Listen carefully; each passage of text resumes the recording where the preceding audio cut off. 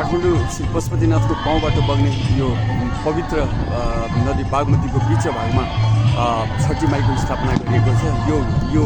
यो दृश्य चाहिँ सर्लाही र रौतहटको बोर्डरमा अवस्थित बागमती नदी बिचमा